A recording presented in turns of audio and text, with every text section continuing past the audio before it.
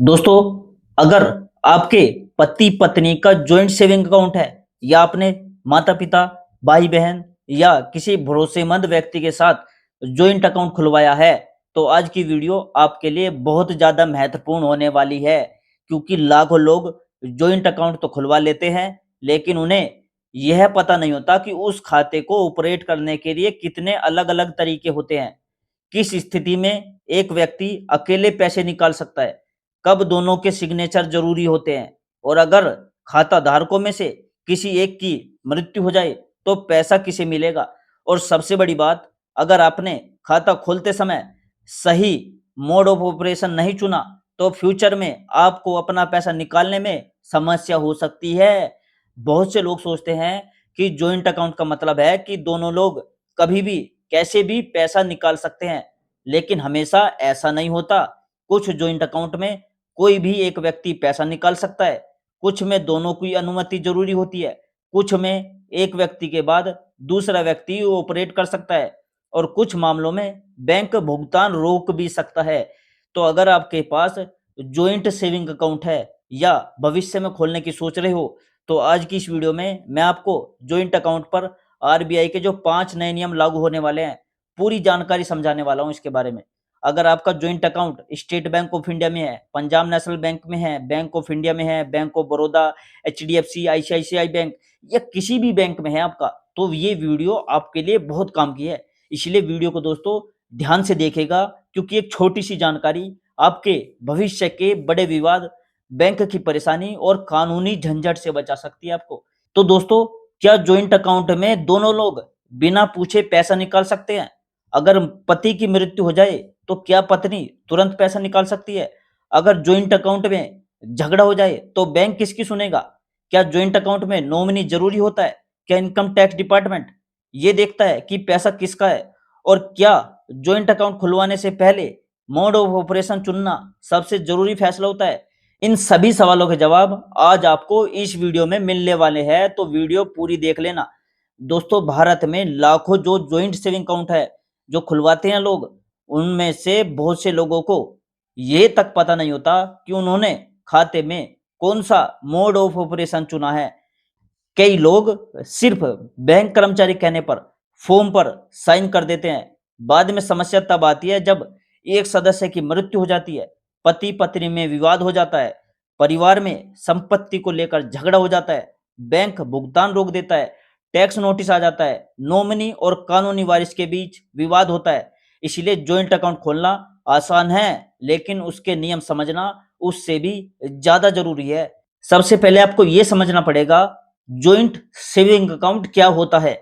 देखो, joint saving account ऐसा bank खाता होता है जिसमें दो या दो से अधिक लोग जॉइंट रूप से खाते के धारक होते हैं, जैसे पति और पत्नी, पिता और पुत्र, माता और बेटी, भाई और बहन, बिजनेस पार्टनर। इस खाते में जमा पैसा किस तरह ऑपरेट होगा, ये पूरी तरह इस बात पर निर्भर करता है कि आपने कौन सा मोड ऑफ ऑपरेशन चुना है। जॉइंट अकाउंट में जो सबसे महत्वपूर्ण चीज है वो है मोड ऑफ ऑपरेशन। यही तय करता है कि पैसा कौन निकाल सकता है, चेक कौन साइन करेगा और मृत्यु के बाद भुगतान किसे मिलेगा। पहला होता है ईथर और सर्वाइवर। इस मोड में दोनों में से कोई भी अकेले खाते ऑपरेट कर सकता है। यदि एक सदस्य की मृत्यु हो जाए तो जीवित सदस्य खाते को संचालित कर सकता है। ये अकाउंट पति पत्नी के लिए सबसे लोकप्रिय मोड है अकाउंट का। दूसरा है जॉइंटली। इस मोड में दोनों खाता धारकों के संयुक्त हस्ताक्षर आवश्यक होते हैं। एक व्यक्ति अकेले पैसे कभी नहीं निकाल सकता। तीसरा है फॉर्मर और सर्वाइवर। पहले नाम वाला खाता धारक जीवन काल में खाता चलाता है, उसकी मृत्यु के बाद दूसरा व्यक्ति खाता संचालित करता है, इसे फॉर्मर और सर्वाइवर कहते हैं। चौथा है एनीवन और सर्वाइवर। 3 या अधिक खाता धारकों में से कोई भी व्यक्ति खाता चला सकता है। पांचवा है लेटर और सर्वाइवर।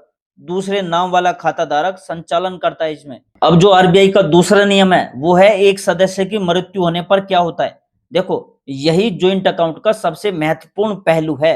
यदि खाते का मोड ईथर और सर्वाइवर रखा है तो जीवित खाता धारक सामान्यतः राशि का संचालन जारी रख सकता है, लेकिन बैंक मृत्यु प्रमाण पत्र और केवाईसी दस्तावेज मांग सकता है।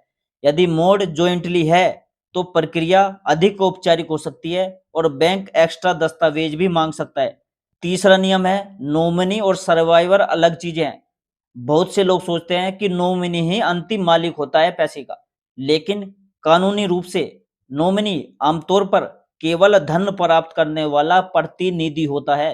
अंतिम जो स्वामित्व है वो उत्तराधिकारी कानून के अनुसार तय होता है। यदि ज्वाइंट अकाउंट में सर्वाइवर क्लोज है तो जीवित खाताधारक को बैंक भुगतान कर सकता है, परंतु संपत्ति के अधिकार पर अलग कानूनी दावे संभव हो सकते हैं। चौथा नियम है जो आरबीआई का ज्वाइंट अकाउंट पर, वो ये है कि टैक्स किसके नाम पर लगेगा। देखो, इनकम टैक्स डिपार्टमेंट आमतौर पर ये देखता है कि धन का वास्तविक सोर्स किसका है। यदि पति पत्नी का ज्वाइंट अकाउंट है लेकिन पूरी राशि पति की इनकम से जमा हुई है तो ब्याज मुख्यतः उसी व्यक्ति के कर योग्य आय मानी जाती है। इसलिए ज्वाइंट अकाउंट टैक्स बचाने का स्वतः तरीका नहीं है। अब पांचवा नियम जो आरबीआई का है वो ये है कि विवाद होने पर बैंक क्या करेगा। यदि खाता धारकों के बीच विवाद हो जाए, झगड़ा हो जाए और बैंक को लिखित सूचना दे दी जाए तो बैंक संचालन पर रोक लगा सकता है या संयुक्त निर्देश मांग सकता है। इस स्थिति में बैंक का प्राथमिक उद्देश्य धन की सुरक्षा होता है। देखो, अगर आप ज्वाइंट अकाउंट खुलवाने जा रहे हो तो कुछ बातों का आपको ध्यान रखना है। पहला है सही मोड ऑफ ऑपरेशन चुनो, ठीक है। दूसरी चीज है नॉमिनी उसमें अवश्य जोड़ो, मोबाइल नंबर और केवाईसी अपडेट रखो, पासबुक स्टेटमेंट रेगुलरली देखो, खाते में जो जमा राशि का रिकॉर्ड है वो रखो, परिवार को नियम समझाओ इन चीजों के। इस ज्वाइंट अकाउंट के फायदे क्या है ये भी समझ लो। देखो, पति पत्नी के लिए यह अकाउंट सुविधाजनक होता है। आपातकाल में पैसा आसानी से उपलब्ध होता है। मृत्यु के बाद संचालन सरल हो सकता है। बिल भुगतान और बचत आसान हो जाती है। इसमें जोखिम क्या है देखो, गलत मोड चुनने पर भुगतान आपका अटक सकता है, टैक्स विवाद हो सकता है, पारिवारिक विवाद बढ़ सकते हैं, एक सदस्य अकेले निकासी कर सकता है यदि मोड अनुमति देता है तो दोस्तों, ज्वाइंट सेविंग अकाउंट बहुत उपयोगी सुविधा है, लेकिन तभी तक जब आप उसे नियम समझकर खाता चलाए। याद रखें, ईथर और सर्वाइवर सबसे अधिक उपयोग किया जाने वाला मोड है। जॉइंटली अधिक कंट्रोल देता है, नॉमिनी उसमें जरूरी है, टैक्स वास्तविक मालिक पर लागू होता है और मृत्यु के बाद जो प्रक्रिया है वो मोड पर निर्भर करती है। अगर आपका ज्वाइंट अकाउंट है तो आज ही बैंक स्टेटमेंट या खाता फॉर्म देखकर ये जरूर जांच लो कि आपका मोड ऑफ ऑपरेशन क्या है, ठीक है।